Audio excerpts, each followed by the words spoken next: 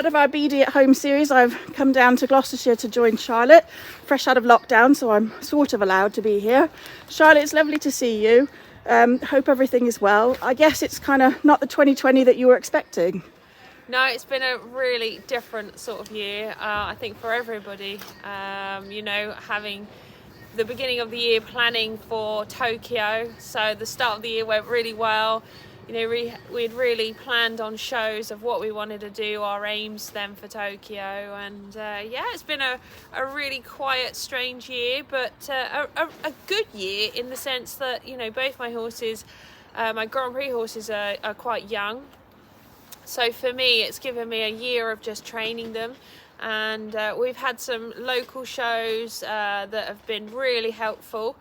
To just do a bit of test riding, and I've done the odd show here and there, and I did Kiso CDI, which was really, really good. I had great results with both horses, personal bests. Yeah. So yeah, on the whole, I think it's been a hard but a good year. Yeah, sort of looking back at it, do you sort of think of, do you feel like it was a bit boring, or do you think actually that time was really well spent? It was lovely to have that time. I think at the beginning the year was, you know, for me, I think I'd planned for Tokyo, so in my head I had, you know, what I was going to do, what to kind of, you know, expect from the year.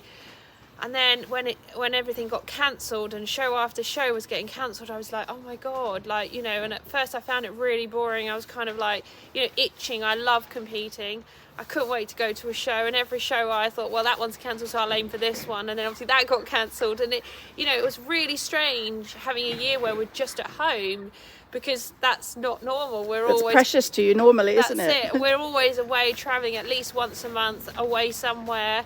But it's really helped, I think, being at home with those, you know, Grand Prix horses and my younger horses. You know, I've had more time to dedicate to bring them on, and it's been a really, really good year.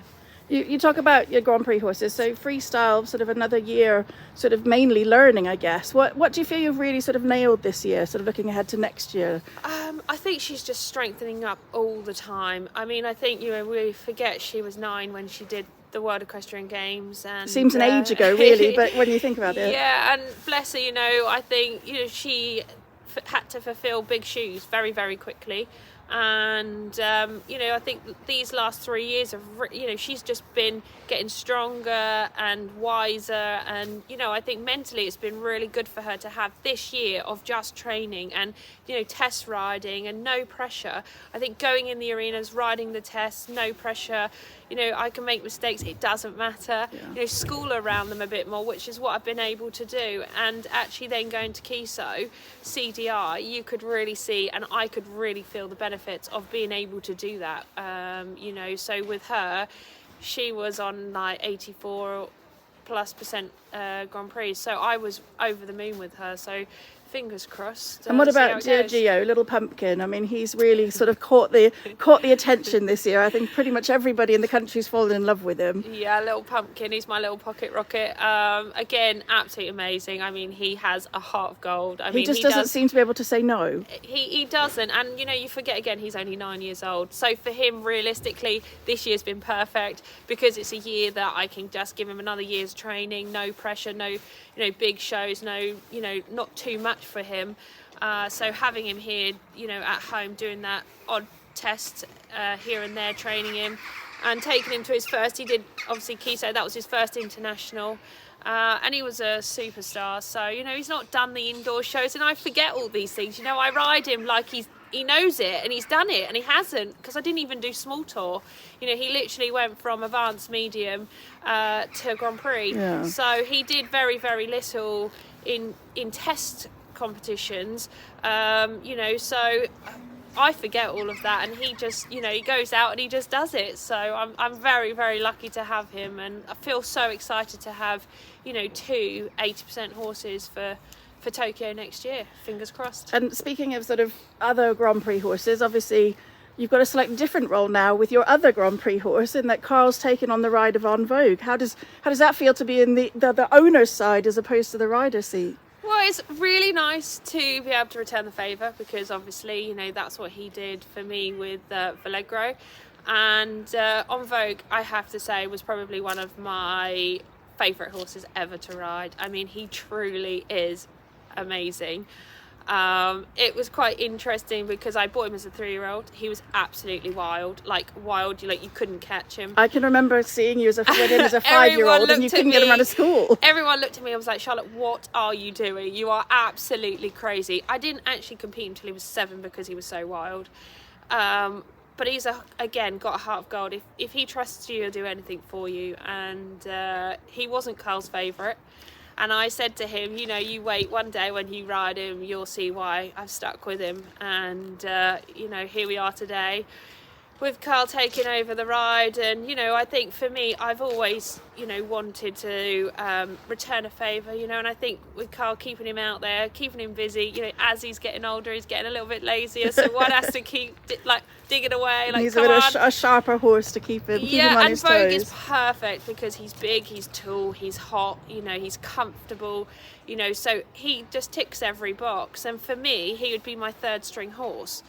And I've always wanted the horse to be on a team because he's good enough. He is absolutely magnificent. But for me, he'd only be my 3rd string, which doesn't make sense because I'd love to have him on a team. And obviously with Carl, he'll have him on the team. Yeah, so it's a good choice. It works well. Just sort of reflect a little bit on you. You've achieved so much for somebody still pretty young, really. And it's sort of something that always astounds me because I kind of feel like I've been on your journey with you. But what motivates you in the morning when that alarm goes off? What makes you leap out of bed with I want to do that today? What is it that drives you? I mean, I am so lucky my job is my passion. You know, I wake up every day doing a job that I love doing. I mean, not many people can say the alarm goes off and they, you know, joy getting up to go to work. I generally love my job and, you know, getting up and working with these amazing animals and training them and getting that partnership and connection. I mean, I can't want for any more. So I feel very lucky to be able to get up in the morning and come and work, you know, and work and do what I do because it's not really a job. It's my enjoyment. So what's on that to-do list for you? What's left to achieve? God, I mean, obviously, I want to keep bringing Grand Prix horses through. I still would love to ride Olympic Games and win more medals and see what else I can set. You know, see what other standards I can set. See if I can beat any of my world records and. Yeah, you just never know, do you? You know, you never know what's around the corner, and I've got lots of exciting horses coming through, and you know, for me, that's what it's all about: is keep training these horses and bringing them through and making more teams and more medals. I mean, you say about that, and I suppose. I mean, I know you as an ultra competitor. You are Mrs. Competitive. You would have a race to who can drink a glass of water first. But is it when you go to a competition? Is it about sort of getting a rosette, winning? Or is it actually about the sort of a measure of where you are in your training, putting yourself against the judge or just yourself rather than coming home with a rosette? I mean, I think sometimes it depends. Like, obviously, I am a real competitor. Like, I always want to win. I'm not going to lie. Like, I've always been like that. You know, even when I was, like, on a lead rein and my sister was on a first ridden, you know, I didn't want her to beat me. You know, I always wanted to better my sister. You know, she was older, I was younger. I've always had that competitive streak in me. But sometimes, even if you don't win, but you felt that your horse has given you the best it can, and you come out of that arena and you're smiling and you're happy, then that's good enough.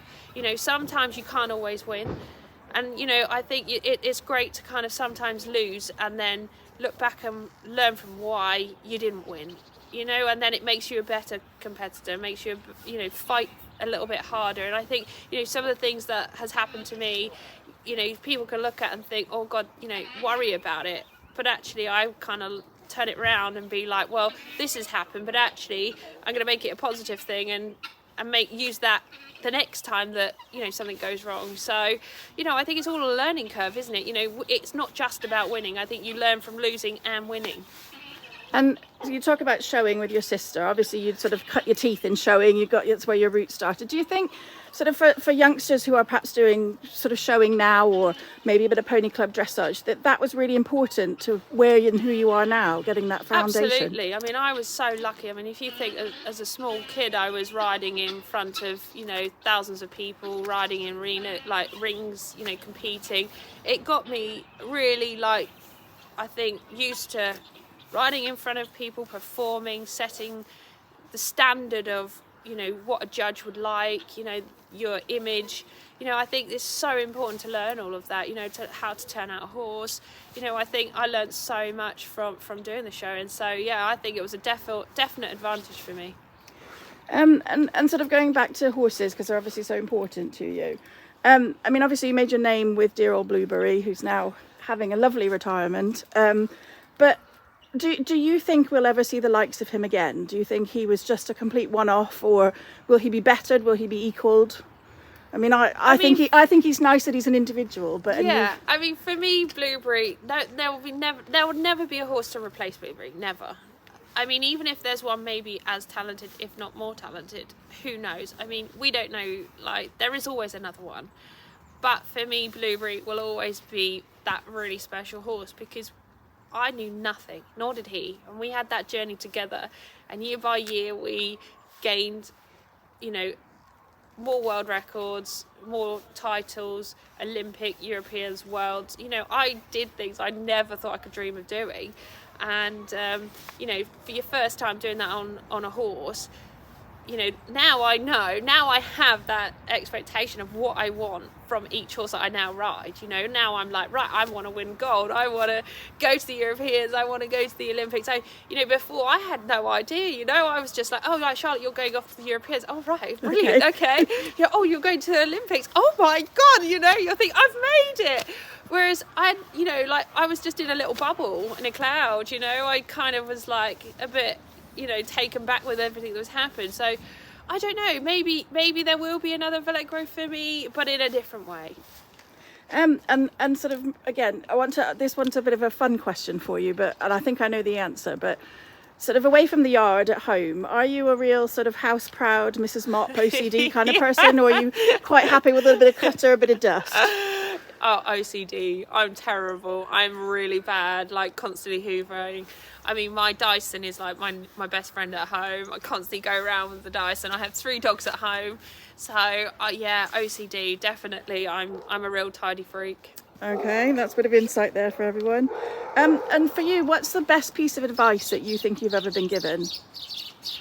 I think to always follow your dreams, like not let someone tell you can't do something. I mean, I remember, you know, I think coming through the years, especially being younger and being a working pupil, people looking at me and saying, oh, you know, you're a working pupil, you've got no chance. You know, they'd say, what's your dream? And I'd be like, oh, you know, one day I'd love to get to the Olympics. And they kind of like screw their face up and think, yeah, right. Like, do you know what I mean? But I know if you work hard enough and you're determined and you know, you really want it, I mean, I've proved you can get it. And you would sell the same to any other sort of young aspiring rider? Yeah, absolutely. I think, you know, I started as a normal working pupil. You know, I didn't even ride for the first year, you know, just tacking up, mucking out, cobwebbing, washing windows, OCD. You know, OCD, you know, doing all the things that, you know, you have to do when you're a working pupil. And yeah, through hard work and dedication, it's put me where I am today. Well, it's certainly, you're proof in the pudding that hard work pays off. And just a final question, obviously we're hoping 2021 is we'll relive 2020 again next year. Sort of thoughts on Tokyo, are you really looking forward to it now, dreading it a little bit, pressure's on because you've had an extra year? What's your head thinking? I'm excited. I mean, I think the only thing that really puts me off is going to be the heat. You love the heat. I love heat, but I hate humidity. And I think that will be the hardest thing. I think us as riders, we can train for that. We can go in the heat chambers where we will be trained for that. We will acclimatise. We will know what we're going to. But the horses, I don't know. It's going to be a real tough time, I think, for them to kind of get used to that quickly and perform in the way that we want them to perform. So, but I mean, hey, it's a huge honour to be going to an Olympic Games representing your country. I feel very proud to be able to go. Even Olympics number 3 doesn't feel the excitement isn't any different. Oh no, I mean, because I think every Olympics is a huge achievement, and you know, to be going again on another horse, again, you know, what more can I ask for, really? And I really hope to do my country proud and get a medal. Well, Charlotte, thank you so much for giving up your time. It's been lovely to have a chat with you.